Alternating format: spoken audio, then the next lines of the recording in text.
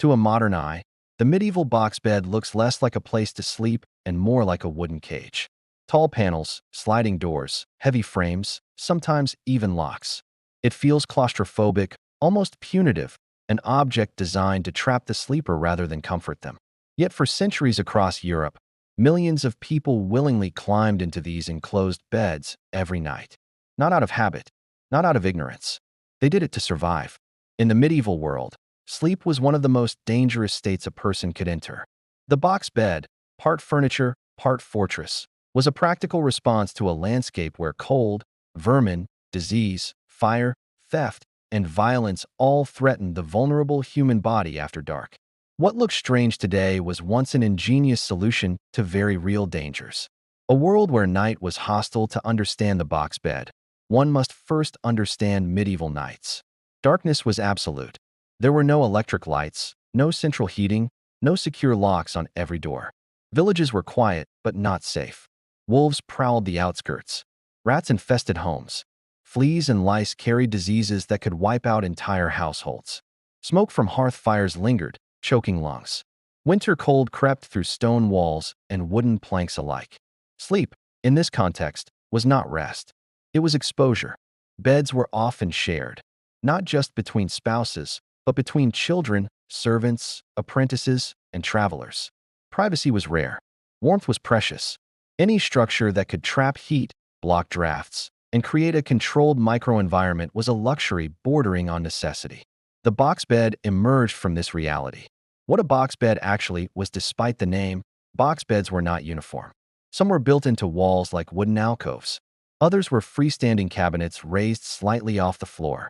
Most had solid wooden sides, a roof or canopy, and doors or curtains that could be closed completely. Inside, the mattress was usually straw, hay, or wool-stuffed sacks layered with linens. The space was tight by modern standards, but deliberately so.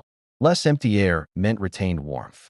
Once the doors were shut, body heat accumulated quickly, turning the bed into a human-sized thermal chamber. In colder regions, Scotland, Brittany, the Low Countries, Scandinavia, box beds became especially common. In some areas, they were so normal that an open bed would have seemed reckless. This was insulation before insulation existed. Defense against the invisible enemy. One of the box bed's most critical functions was protection from pests. Medieval homes were ecosystems shared with animals. Chickens, cats, dogs, and sometimes livestock lived indoors. Grain stores attracted rodents. Fleas and lice moved freely between bodies and bedding. An elevated, enclosed bed reduced exposure. Wooden panels blocked drafts that carried insects. Curtains could be shaken out and replaced more easily than open bedding. In some designs, the bed was sealed tightly enough to slow infestations, if not prevent them entirely. For people who did not understand germs but understood patterns, illness followed bites, cold followed drafts. This mattered. Fire, smoke, and survival. Open hearths were the center of medieval homes.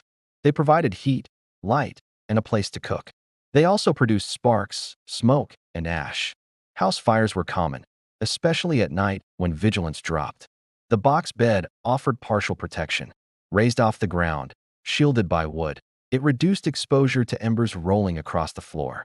In smoky conditions, the enclosed space could trap slightly cleaner air near the sleeper's face, especially if positioned away from the hearth. Some box beds even had small ventilation holes, primitive airflow control, balancing warmth with breathability.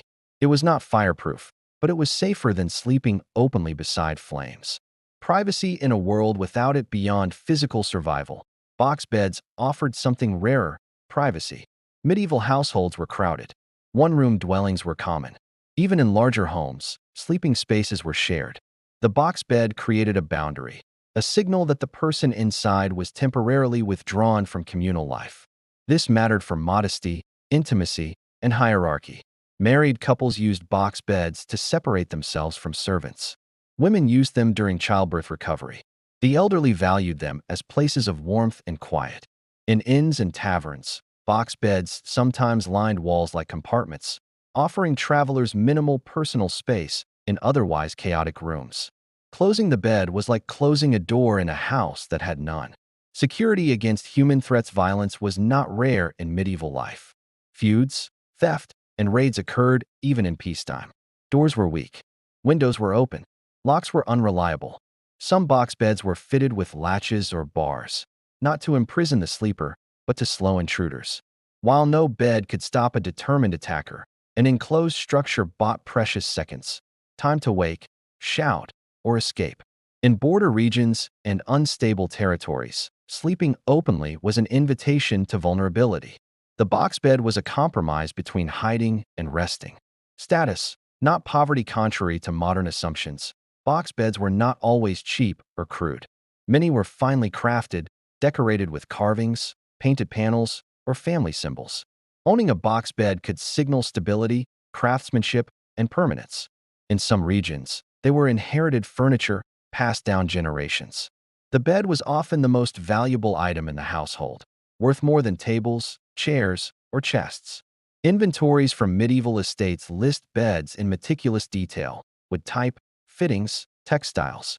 A good bed was an investment in survival. Sleeping together, separately. Interestingly, box beds changed how people slept socially.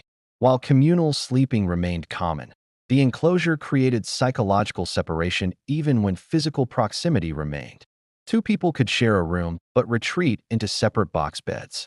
Children could sleep enclosed near parents. Servants could rest without constant visibility.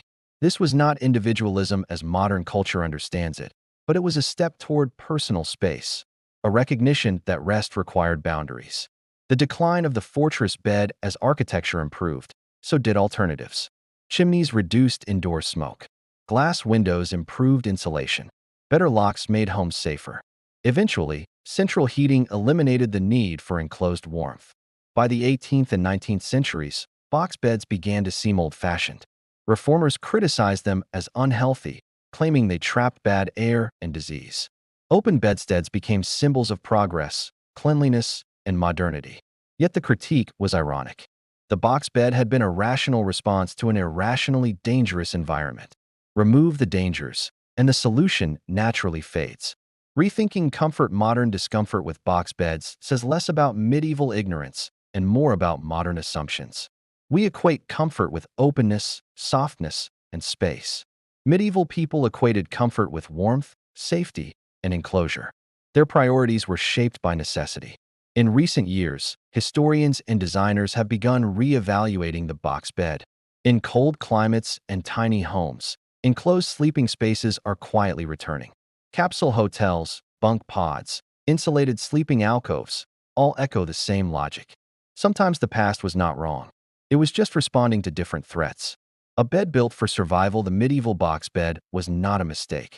It was a tool, a shield, a compromise between rest and readiness in a world that never truly slept. To climb into one was to acknowledge danger and to defy it.